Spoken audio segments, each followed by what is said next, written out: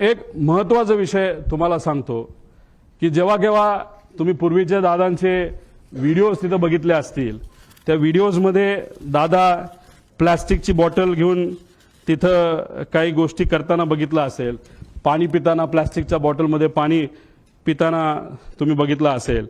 आणि मग पण नजीकच्या काळामध्ये म्हणजे हे जे काय आहे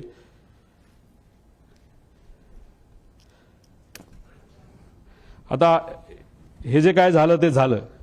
ही गोष्ट कदाचित दादांच्या मनामध्ये असावी की कधीही काही होऊ शकतं.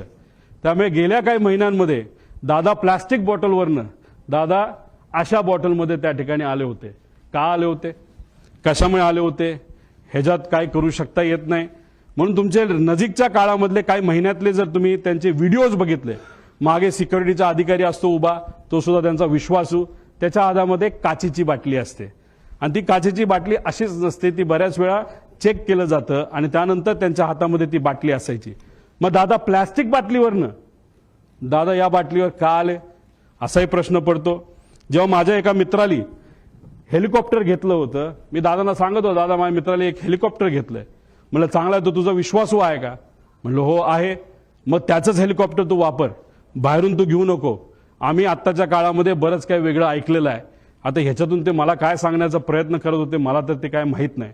दादांनी त्यांच्या काही जवळच्या लोकांना ज्यांची आर्थिक परिस्थिती बरी आहे, चांगला व्यवसाय, त्यांना सांगितलं होतं की पुढच्या काही महिन्यांमध्ये तुम्हाला विमान घ्यावं लागेल आणि ते विमान तू घे, म्हणजे मला ते वापरता येईल. हे का ते काय बोलत होते, कसं काय, शेवटी आत्ता दादांबरोबर झालेले काय सगळे संभाषण हे तिथं माझ्या ध्यानामध्ये त्या ठिकाणी एका टेपसारखे तिथं पळत आहेत, जात आहेत. त्यामुळे काचेच्या बाटलीपासून पार विमान स्वतःचं त्या ठिकाणी असावं, या सगळ्या गोष्टी त्यांच्या मनामध्ये का होत्या हे आज तरी आपल्या सगळ्यांना त्या ठिकाणी विचारता येणार नाही.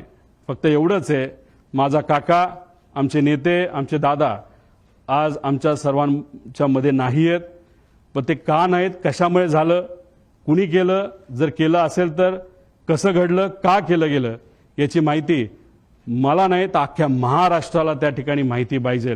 कारण का आम्ही आमच्या दादाला, आमच्या काकाला आम्ही मिस करतो.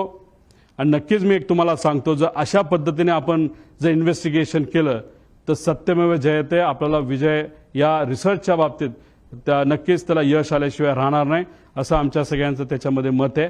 त्यामुळे या रिलेटेड राजकीय कुठलाही प्रश्न आजच्या दिवशी तिथं घेतला जाणार नाही. राजकीय प्रश्नांबाबत आणि राजकीय विषयांबाबत 12 तारखेला कुठं आणि कशी प्रेस तिथं घेणार आहे याबद्दलची माहिती आज संध्याकाळी आपल्या सर्वांना सोशल मीडियाच्या माध्यमातून मी नक्कीच सांगेल.